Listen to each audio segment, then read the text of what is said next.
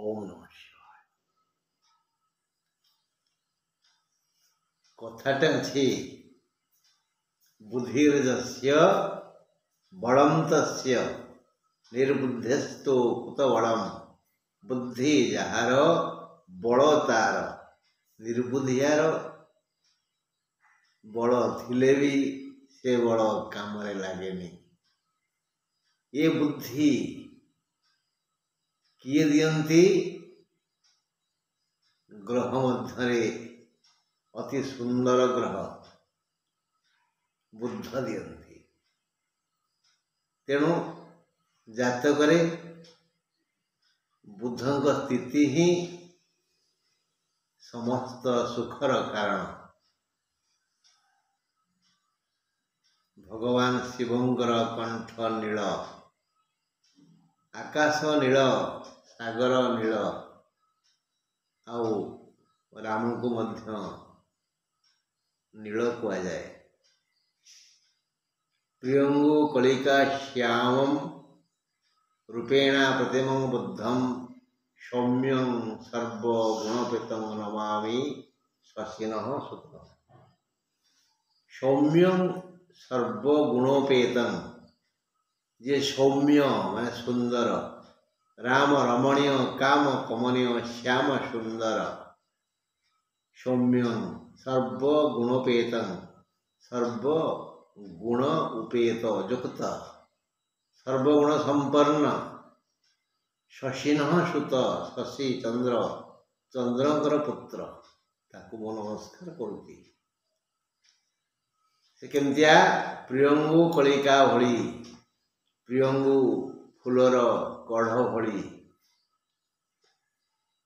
फुटीगले ता रंग अन्य प्रकार फुटिवा पूर्वर ता ऊपर हूँ नील रंग। बणी गोटे देखिन छोट चढ़ई बणी बसी बुलू थाए, ता रूप इटा माटी भली उड़े सी ता डेणा तलटा धला देखा जाए से भली। प्रियंगु कलिका श्यामं रूपेण अप्रतिम, रूपेण प्रतिमम रूपरे अनुपम, भली रूपवान कहीं नहांती।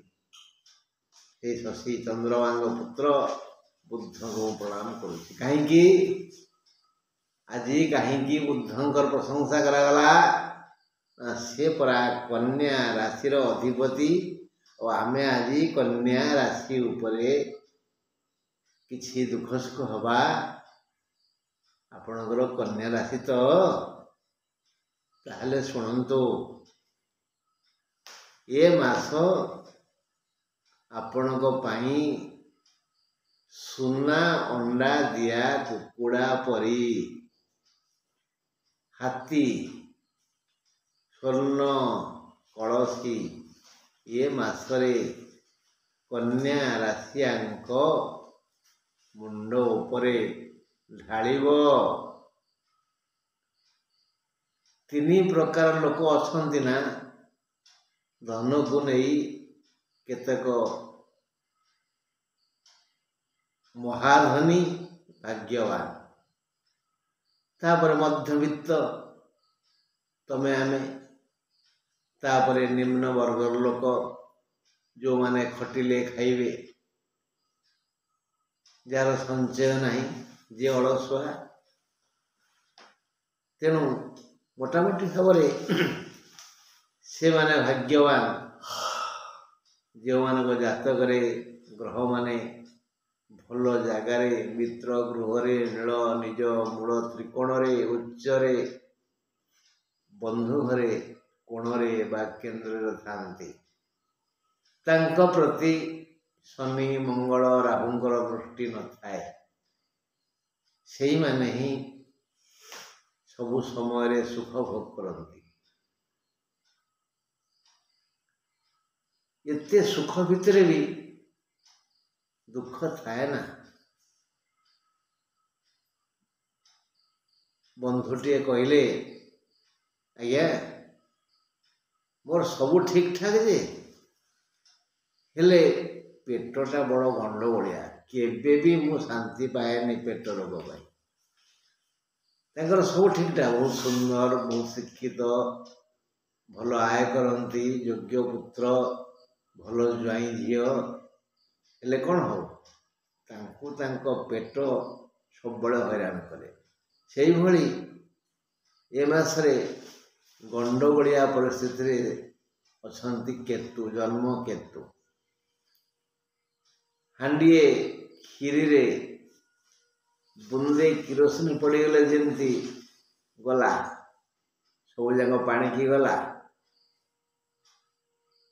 ଫୋପାଡ଼ି ହବନି, ରଖି ହବନି, ଖାଇ ହବନି, ଖାଲି ବ୍ୟସ୍ତ ବିବ୍ରତରେ ସମୟ ଯିବ। ଜନ୍ମ କେତୁ ସେଇ ଗଣ୍ଡଗୋଳିଆ ପରିସ୍ଥିତି ସୃଷ୍ଟି କରିବେ। ଆଉ ଗୋଟେ ମଜା କଥା ହେଲା,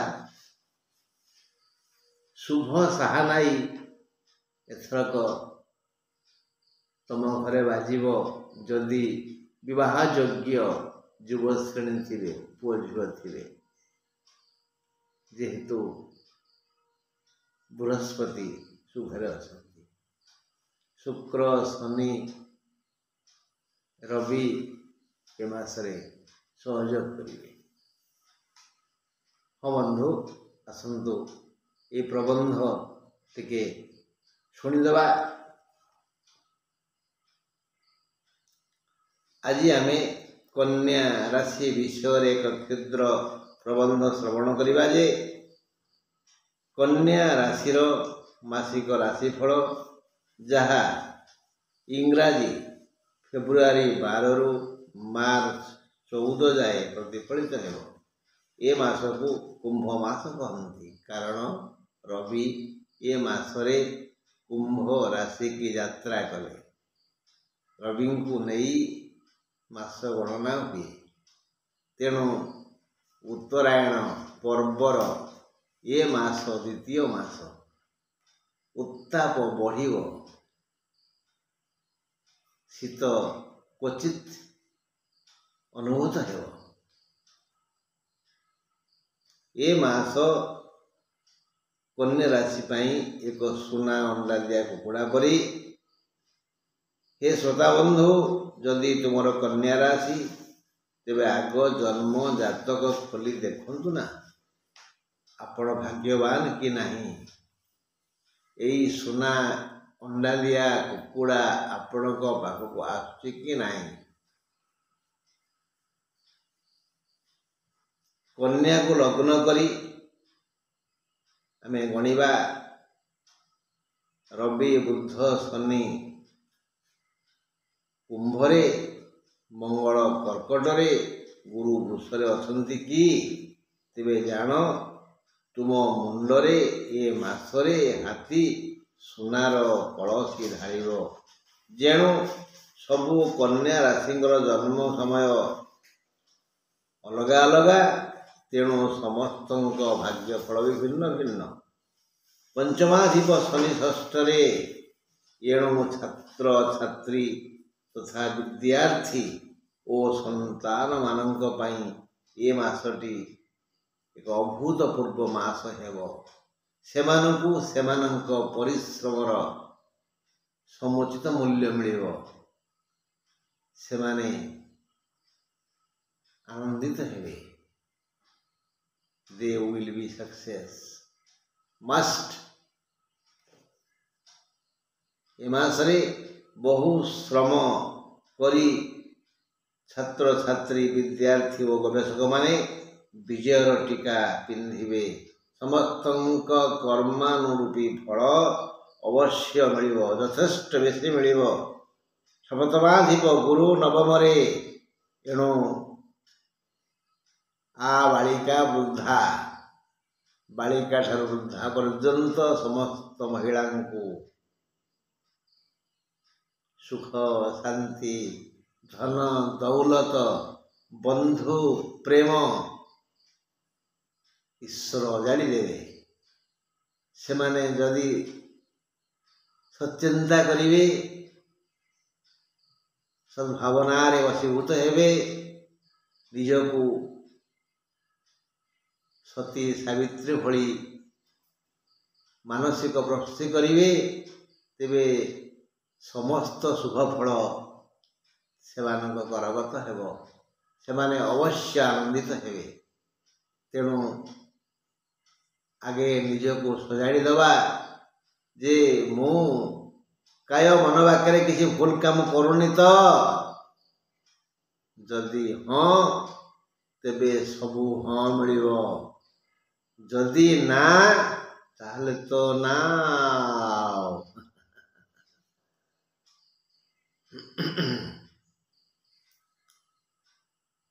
जदि शनि ग्रह जातकरे कुंभरे थिबे तेबे सबू शुभ मनस्कामना पूर्ण हेबो। पांचटी ग्रह जेणु आर्थिक सहयोग करिवे तेबे सबू अर्थगत समस्यार सुसमाधान हेबो। मंगल एकादश रे थिबे तेबे वाणिज्य व्यवसाय रे प्रचुर लाभ हेबो, प्रचुर लाभ हेबो। व्यवसायी क्षुद्र व्यवसायी हंतु, नामक मात्र व्यवसायी हंतु, बा महाव्यवसायी हंतु, विराट व्यवसायी हंतु, बा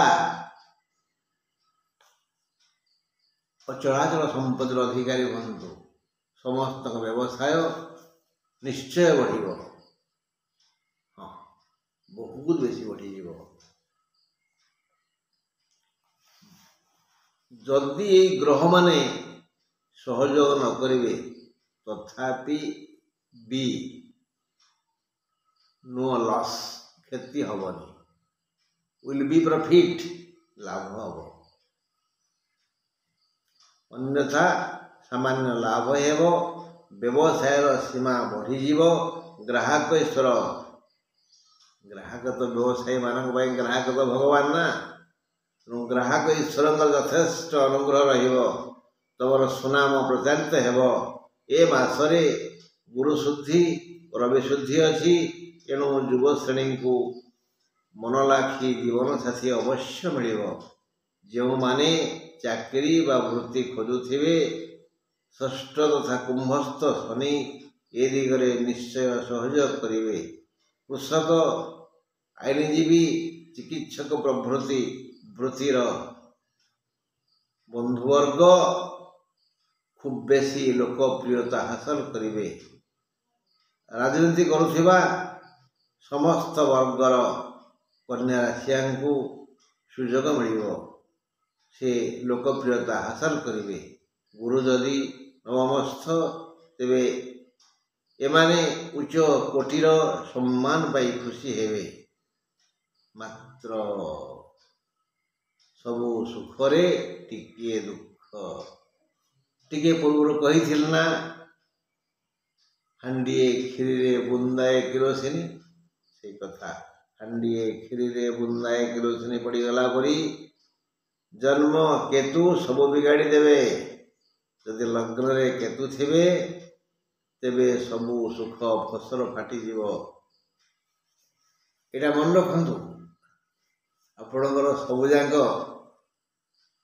ग्रह भल पोजिशन अच्छा जातक किंतु केतु अच्छा लग्न रे तेबे सबू चेष्टा निष्फल हो। जदि जातक केतु लग्न रहीगले तेबे गणपति पूजा बंद करंतुनी। गणेश खुशी हेले केतु खुशी हेबे, दक्षिण काली खुशी हेले शनि खुशी हेबे, छिन्नमस्ता खुशी हेले राहु खुशी हेबे, भगवान शिव खुशी हेले सबू ग्रह खुशी हेबे। हाँ, एका कालिया 24 पड़िया भली जा उपरे भगवान शिव संतुष्ट प्रसन्न, सबू देवादेवी आशीर्वाद तापरे अवश्य पड़िबो।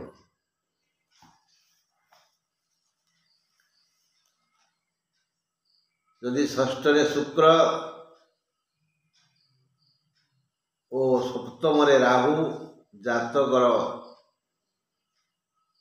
असुविधा हो, पुराणा रोग उत्पात करिवो, नुआ रोग पीड़ा पाइबो।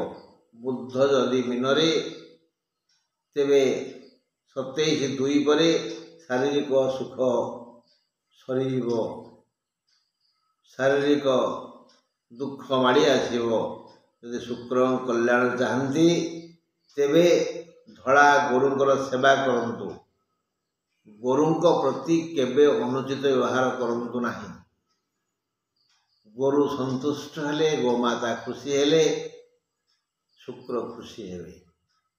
ଶୁକ୍ର ନ ଦେଉଥିବା ସୁଖ ଦେବେ। ଯଦି ଗୋଠରେ ଧଳା ଗୋରୁ ଅଛନ୍ତି ତାହେଲେ ଆପଣଙ୍କର ମଙ୍ଗଳ। କଳା ଗୋରୁ ଥିଲେ ବିମଙ୍ଗଳ। କାରଣ ଲାଲ ରଙ୍ଗ ପାଇଁ ମଙ୍ଗଳ, କଳା ପାଇଁ ଶନି, ରାହୁ, କେତୁ, ଧଳା ପାଇଁ ଶୁକ୍ର, ବୃହସ୍ପତି, ଚନ୍ଦ୍ରମା, ଏମାନେ ସେମାନଙ୍କ ପାଖେ ପାଖେ ଥାନ୍ତି। ଆପଣ ତାଙ୍କୁ ସନ୍ତୁଷ୍ଟ କରନ୍ତୁ। ତାଙ୍କ ଗଳା ଆଉଁସି ଦିଅନ୍ତୁ, ମୁଣ୍ଡ ଟିକେ ଆଉଁସି ଦିଅନ୍ତୁ, ଖାଇବାକୁ ଦିଅନ୍ତୁ। ଦରକାର ପଡ଼ିଲେ ଭଲ ପାଣିରେ ସେମାନଙ୍କର ପାଦ ଧୋଇ ଦିଅନ୍ତୁ।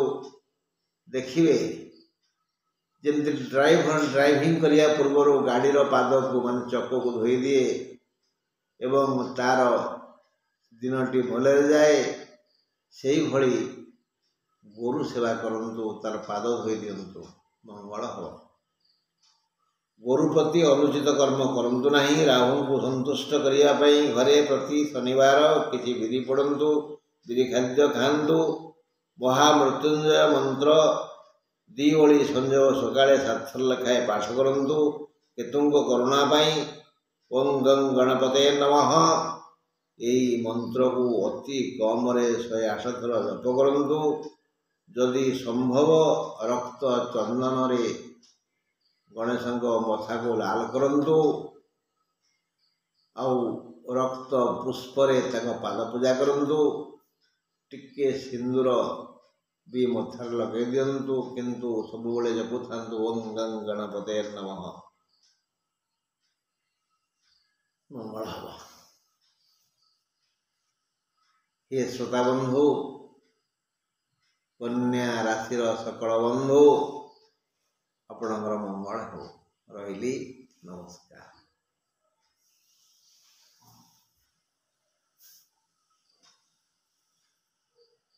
ଏପଟ କଥା